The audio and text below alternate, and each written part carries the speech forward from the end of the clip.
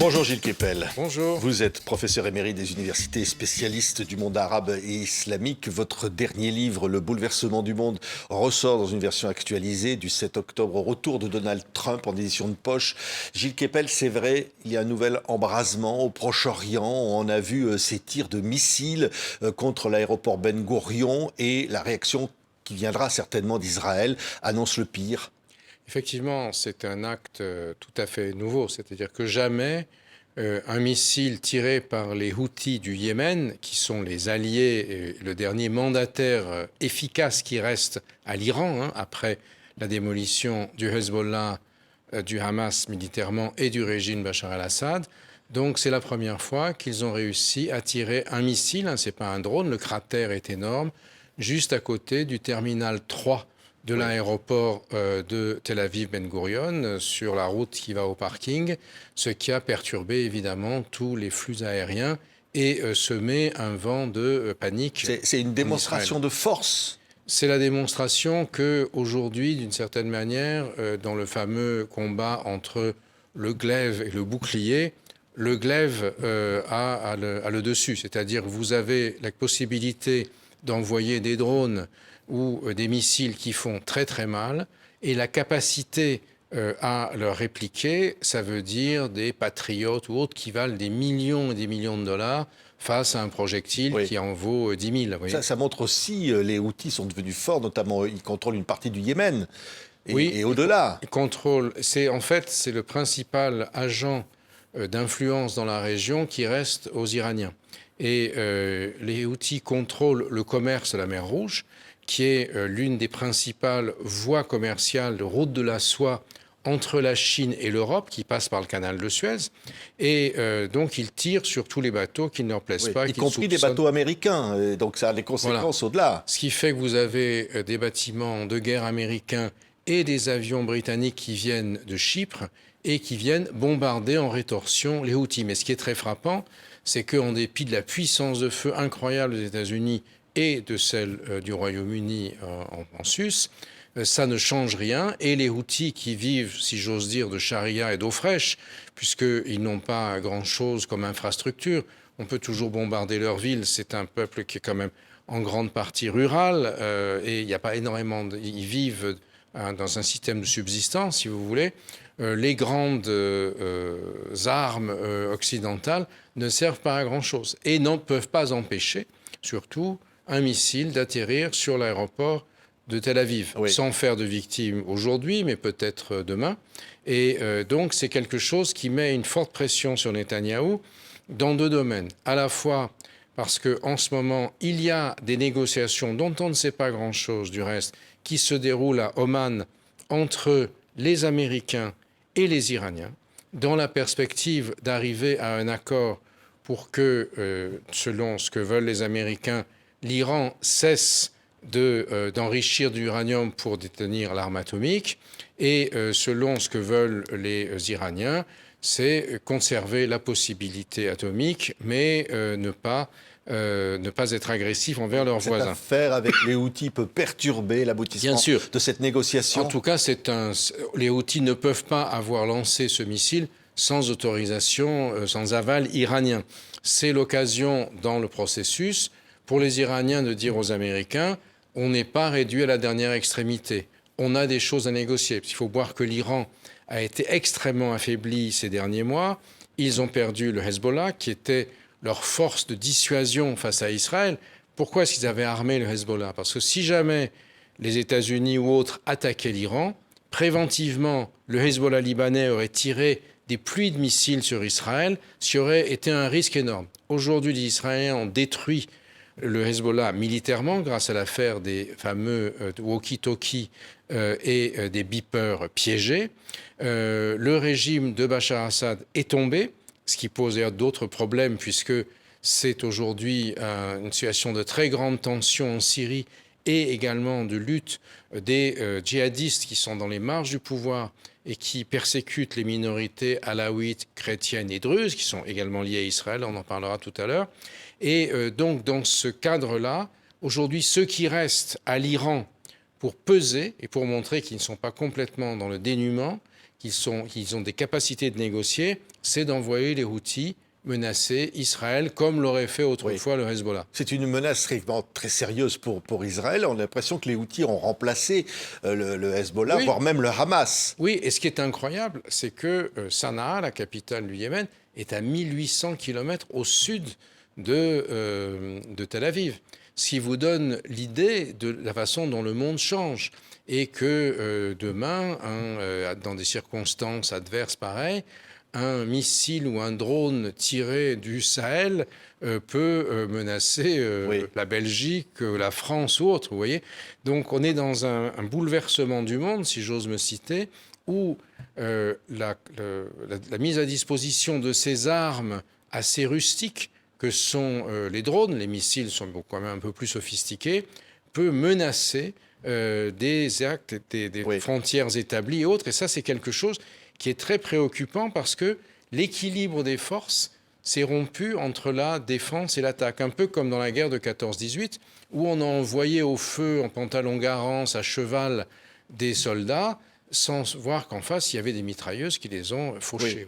On est dans une situation de bouleversement du même ordre en ce moment. Mais alors, je le disais, on s'attend à une réponse inéluctablement de la part d'Israël. Mais que peut faire Israël face aux Houthis ? Alors, d'abord, que peut faire Israël par rapport aux États-Unis ? Puisque c'est Trump qui commande et qui avait même donc annoncé la reprise des négociations avec l'Iran alors qu'il avait convoqué Netanyahou dans le salon ovale de la Maison-Blanche. Il a annoncé ça à la presse alors que Netanyahou était assis sur la chaise d'à côté, qui a dû avaler sa salive.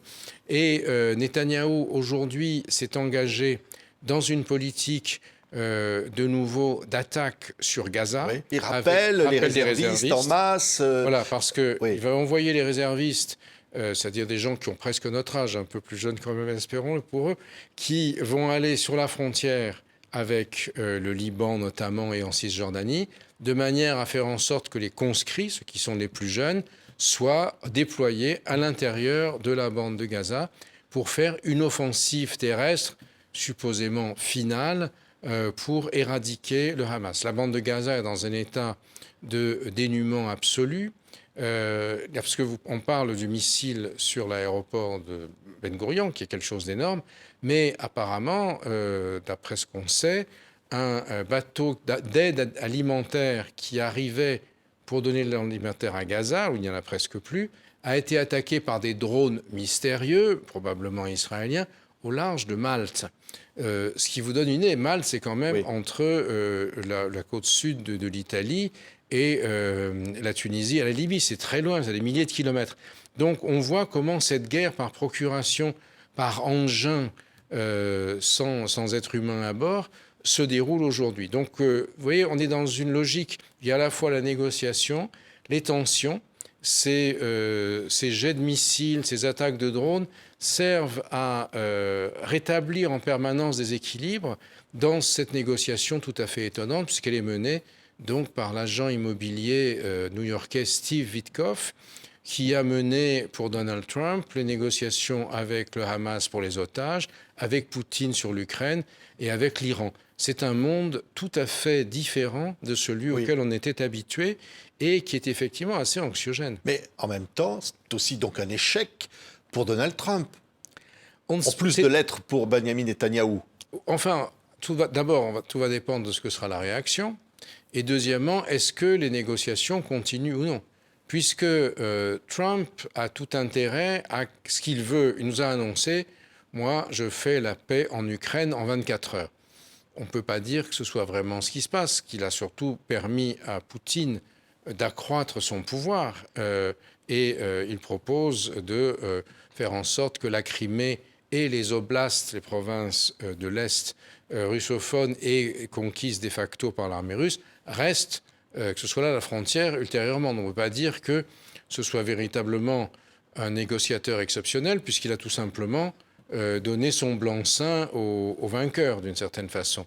Un peu comme à Munich, Chamberlain et Daladier avaient entériné les conquêtes hitlériennes et Mussolini sur la Tchécoslovaquie. C'est inacceptable pour Zelensky. Évidemment. Pourtant, il est obligé de signer. Oui, le président ukrainien annonce un accord sur les métaux rares. Voilà, et au fond, peut-être la Crimée, c'est fini. Et passé à l'as. Oui, tout à fait. Donc on est dans cette situation tout à fait étonnante qui donne en même temps un sentiment de faiblesse des États-Unis. Et ça donne des idées aux Iraniens, puisque Trump se fait rouler dans la farine par Poutine. On peut aussi envoyer un missile sur Israël et dire que c'est plus compliqué la situation que ce que craignaient les États-Unis, que ce qu'espéraient les États-Unis, puisque l'Iran, outre il a perdu sur le plan militaire, tous ses alliés, est dans une crise économique épouvantable et dans une situation où il y a des revendications de la société civile et des femmes qui n'ont jamais été aussi fortes. Vous voyez aujourd'hui des photos des bazars de Téhéran et ailleurs. Vous avez une partie significative des femmes qui ne portent plus de voile et qui sont habillées en t-shirt. Et les gardiens de la Révolution, la police, n'a plus les moyens de les en empêcher. Vous voyez ? Oui. Donc on est dans une situation comme ça où la faiblesse américaine, qui se traduit aussi par les catastrophes boursières, la baisse du dollar, etc., font que Trump apparaît comme un matamor, d'une certaine manière, mais ne fait plus peur à un certain nombre de ceux avec qui il est en négociation. Oui, donc ça veut dire que là, l'offensive de Netanyahou, en disant il faut libérer les derniers otages, et on relance une offensive sur Gaza qui n'en peut plus, hein, de point de vue humanitaire, ça c'est un signe de faiblesse, c'est quoi ? Si je puis dire, il faut renverser la perspective, puisqu'on a quand même l'impression que Netanyahou se préoccupe pas tellement des otages. C'est d'ailleurs ce que dit le ministre dont il dépend, par les nombres de députés à la Knesset qu'il contrôle, Bezalel Smotrich et Itamar Ben-Gvir, les représentants des colons, des suprémacistes, qui disent que les otages, on verra plus tard, qu'il faut être prêt au sacrifice, et que l'essentiel, c'est de reconquérir Gaza. Mais ça semble complètement dingue. Reconquérir Gaza, où vont aller les Palestiniens qui sont à Gaza ? Alors, l'idée, c'est d'une part de dire la situation est de toute façon invivable. Gaza est plein d'uranium et plein de débris. Il n'y a plus une maison, il n'est plus possible d'y vivre. Donc, on fait la terre brûlée à Gaza pour que les Palestiniens eux-mêmes décident de s'en aller. C'est ça qu'aujourd'hui, Benjamin Netanyahou est en train de mener. Or, c'est une politique du fait accompli qui, outre la monstruosité que ça représente pour les gens qui habitent sur place, les Palestiniens ne sont pas tous des gens qui ont participé au 7 octobre, Palestiniens de Gaza. Et donc, il n'y a pas de raison de faire une punition collective, si vous voulez. La situation humanitaire est catastrophique, mais les pays voisins ne veulent pas. L'Égypte ne veut pas accueillir 2,5 millions de Palestiniens de Gaza. Tout ça pour qu'il y ait la Riviera de Donald Trump à Gaza. Il faudra du temps pour décontaminer, d'ailleurs, pour le faire. Donc, vous voyez, on est dans une situation d'impasse complète et on est aussi dans une situation extrêmement complexe au nord d'Israël, en Syrie. Puisque là, effectivement, le nouvel homme fort de la Syrie, là, on a vu les massacres, et là, maintenant, ce sont les Alaouis et... les Druzes, les chrétiens. Oui, il y a plusieurs aspects. Alors, d'abord, on a beaucoup pensé que Ahmed el-Shara, l'ex-djihadiste Abu Mohamed el-Joulani, puisqu'il vient, Joulani veut dire du Golan, puisqu'il vient, c'est un sunnite du Golan occupé aujourd'hui par Israël, où demeure une forte présence de Druzes, qui eux sont restés, qui font leur service militaire et qui sont finalement intégrés comme Israéliens non juifs à la société israélienne. Et il y a des Druzes également. Les Druzes sont une religion ésotérique, si vous voulez, qui fait partie de l'islam plus ou moins. Enfin, certains ont été acceptés, d'autres non. Ça a dépendu des périodes de l'histoire, qui sont aussi présents au Liban, où donc leur chef, qui est bien connu ici, s'appelle Walid Jumblat, et qui sont aussi très présents en Syrie, au sud de la Syrie, dans la région proche d'Israël. Et les Druzes n'étant pas appréciés par les djihadistes qui sont dans l'entourage d'Ahmed el-Shara, qui ont été intégrés en principe dans l'armée, mais qui ont gardé leurs convictions, se sont livrés à des exactions contre les quartiers druzes, les villes druzes de la banlieue de Damas, comme Jalamana, comme la province de Souaïda. Il y a eu plusieurs centaines de morts, Et Israël a bombardé à Damas, à côté du palais présidentiel, pour montrer que la prochaine fois, il veut bombarder le palais sans problème, pour venir en soutien aux Druzes de Syrie, pressés du reste par les Druzes d'Israël, en solidarité avec leurs cousins et leurs frères de l'autre côté de la frontière. Donc là, on a un nouvel axe de fixation, un abcès de fixation qui est en train de se créer, qui s'ajoute effectivement au massacre de civils alaouites et chrétiens. Les civils alaouites qui ont été sortis de leur maison par des djihadistes qui portaient pour certains déjà l'uniforme de l'armée syrienne d'aujourd'hui, fait ramper sur le site des armées syriennes. Vous voyez, regardez, vous avez déjà vu des lézards qui aboient, et on voit sur les réseaux sociaux des malheureux sortis de leur appartement, battus et ensuite tués comme des chiens. Des chrétiens qui ont été battus parce qu'ils étaient vus en public avec des femmes, puis tondus. Donc il y a une ambiance qui est très malsaine en Syrie aujourd'hui. Et la Syrie est en train de devenir un champ conflictuel, un nouveau front entre la Turquie, qui a la haute main et la plus grande influence sur le nouveau régime de Damas, qui est venu avec son soutien, et Israël. Oui, c'est une nouvelle frontière, en fait. Il y a une nouvelle ligne de front et de faille qui est en train de se créer là, sur laquelle les Américains n'ont pas beaucoup d'influence, puisqu'ils ont besoin de la Turquie face à la Russie aussi sur la mer Noire. Donc on voit qu'il y a une espèce de complexification dans la région levantine aujourd'hui, et qui est assez préoccupante, et qui finalement nous ramène à ce qu'était l'époque, par exemple, pas vraiment l'époque de Daesh, mais si vous voulez, les exactions contre les non-islamistes en Syrie.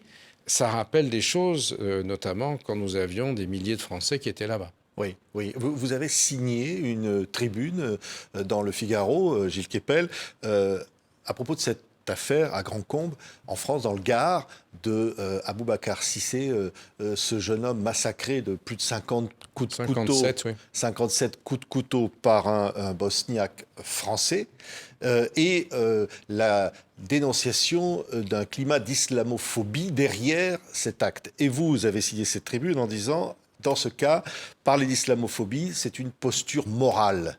Oui, parce qu'on est allé assez vite en besogne, je crois, dans le passage entre ce qui s'est réellement passé, ce qu'on peut comprendre maintenant qui s'est passé, et la dénonciation de l'islamophobie en France, qui serait quelque chose qui est consubstantiel à la société française, un crime contre les musulmans dans notre pays, qui serait identifiable au racisme ou à l'antisémitisme. Et un certain nombre d'entrepreneurs politiques ont organisé une notamment manifestation. La France Insoumise. Voilà. Cette manifestation, on a vu le président de la France Insoumise, Jean-Luc Mélenchon, pleurer après cet acte. Oui. On en a vu un autre qui aurait pu pleurer aussi, c'est Jérôme Guedj, le porte-parole du Parti socialiste, qui s'est fait tirer dessus à coups de mortier d'artifice et attaqué très violemment du fait de sa judéité. En disant, c'est un sioniste voilà. dehors. Voilà, et donc, si vous voulez, c'est aussi quelque chose qui a à faire avec les conflits à l'intérieur de la gauche française, pour savoir qui va l'emporter du front de la gauche radicale, mélenchonienne alliée aux Verts en partie, ou bien du Parti socialiste, parti de gouvernement. Si vous voulez. Or, au nom de ces enjeux politiques, on est en train d'expliquer que la France est un pays islamophobe. Ça. Et l'idée, c'était de montrer que, alors qu'il y avait eu tant d'actes djihadistes depuis 30 ans qui avaient fait de nombreuses victimes en France, de toute confession d'ailleurs, des musulmans aussi en avaient été les victimes, on a aujourd'hui un retournement avec le français, le Dupont-Lajoie, comme on disait autrefois, qui va tuer un musulman en prière. On a une augmentation des actes islamophobes, c'est ça? Oui, des actes contre les musulmans, oui, contre les juifs. Il y a un climat, si vous voulez, avec tout ce que nous venons de raconter, de narrer sur la Syrie, qui vient de se passer, sur le Moyen-Orient, l'hécatombe à Gaza, même certains Israéliens aujourd'hui, notamment le quotidien Haaretz, n'hésitent plus à parler eux-mêmes de génocide commis à Gaza par Netanyahou pour garder le pouvoir. Alors, on peut être pour, on peut être contre, mais en tout cas, ça suscite des passions et des identifications très fortes. Le sentiment obsidional d'un certain nombre aussi de nos concitoyens juifs qui considèrent que le 7 octobre, le pogrom, la razzia pogromiste peut se reproduire ailleurs. Donc tout ça, ça crée un climat de tension terrible. Et en dénonçant l'islamophobie comme consubstantielle à la société française, on jette de l'eau sur le feu. Si on regarde un peu ce qui s'est passé... C'est-à-dire que là, on a un homme qui a 57 coups de couteau à l'intérieur d'une mosquée pour un jeune musulman qui était en train de prier. Oui, ce qui est une chose monstrueuse et qui, bien sûr, doit être dénoncée, punie, combattue. Le procureur de la République d'Alès a d'ailleurs fait un travail remarquable puisque le suspect a été identifié très rapidement, a été arrêté en Italie. Ça a donné lieu, là encore, à un délire identitaire puisqu'un ex-député d'extrême droite a dénoncé le procureur qui a un nom musulman, en disant c'est lui le criminel. Vous voyez, quand on part en vrille, on va dans tous les sens, dans l'imbécilité. Et donc, le procureur Grigny, d'ailleurs, certains de vos confrères l'ont rendu justement hommage, a fait un remarquable travail. Et donc, après, le suspect est né effectivement il y a 20 ans en France. Il est issu d'une famille de Roms bosniaques. Donc il est français. 11 enfants. Oui, il est français, il est né en France, qui était entré illégalement en 2001, qui ont bénéficié d'un avis du tribunal administratif de Lyon en 2005 pour que toute la famille puisse rester unie en France, et qui, comme portent des patronymes de Roms, qui sont des patronymes que portent les musulmans bosniaques et albanais, le père s'appelle Safet Hadjovic, ce qui veut dire fils du Hadj. Il serait chrétien. Alors ça, c'est ce que nous a dit la procureure. D'abord, je ne vois pas en quoi quelqu'un qui parle au nom de la justice doit dire en quoi telle ou telle personne est chrétien non pratiquant ou autre. En l'occurrence, s'il s'agit d'un acte islamophobe, c'est important de savoir. Eh bien oui, mais c'est bien pourquoi c'est pas si clair que ça, vous voyez. Parce que pourquoi dire que ces gens sont chrétiens? Est-ce qu'ils se sont déclarés comme tels? Est-ce qu'ils ont fait un affidavit? Je n'en sais rien. Tout ça me semble aller un peu vite en besogne de la part de la procureure de Nîmes. Et d'autre part, on peut aussi s'interroger sur les motivations du présumé assassin, du suspect, qui est aujourd'hui en Italie. Il n'a toujours pas été présenté au juge d'instruction. Le père, à son père, qui a présenté des excuses publiques, a dit « Mon fils est fou ». Est-ce que le fils va être identifié comme pénalement responsable après sa comparution devant le juge d'instruction? Est-ce que ce crime, ces 57 coups de couteau, ces déclarations, ton Allah de etc., ces insultes, est-ce que c'est quelque chose qui est destiné à dire du mal d'une religion dans laquelle il a grandi et qu'il a rejetée? Est-ce que c'est quelque chose qui a à faire avec ses problèmes psychiques? Est-ce que c'est une haine de l'islam?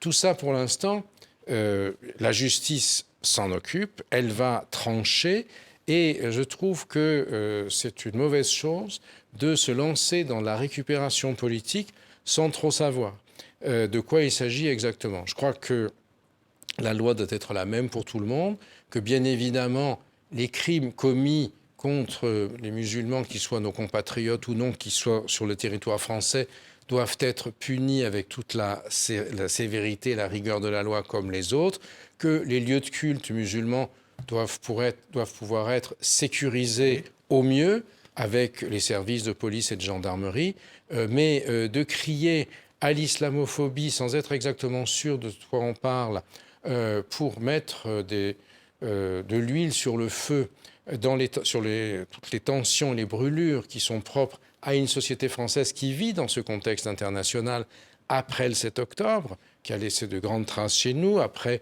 3 décennies de djihadisme, ça me semble être de l'irresponsabilité. Vous dites c'est quoi, une forme d'escroquerie morale? Oui, on peut dire ça, ou en tout cas c'est une posture. Une posture qui peut permettre de gagner quelques voix par-ci par-là, mais si j'ose dire, dans cette affaire, qui sème le vent risque de récolter la tempête. Ce serait quoi la tempête pour vous, Gilles Keppelia? Vous qui avez enquêté sur les attentats, vous qui connaissez bien la situation, vous allez dire c'est une marmite, France...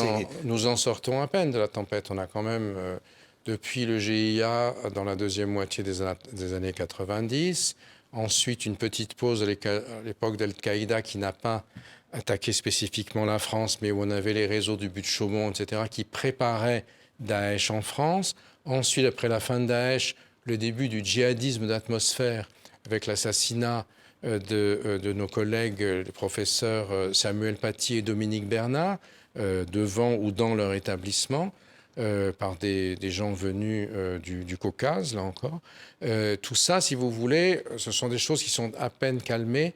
Il n'y a pas à réveiller ça, à essayer de montrer que tout est égal. Je pense que le travail de la justice et des responsables politiques, c'est d'assurer la sécurité de tous les Français, croyants ou non croyants, quels qu'ils soient dans leur lieu de culte. Et ce crime est absolument atroce, épouvantable, qui semble même rituel quasiment. Tuer quelqu'un de 57 coups de couteau, s'acharner sur la victime, c'est quelque chose qui mérite d'être analysé, y compris par les psychiatres, hein, je n'en sais rien.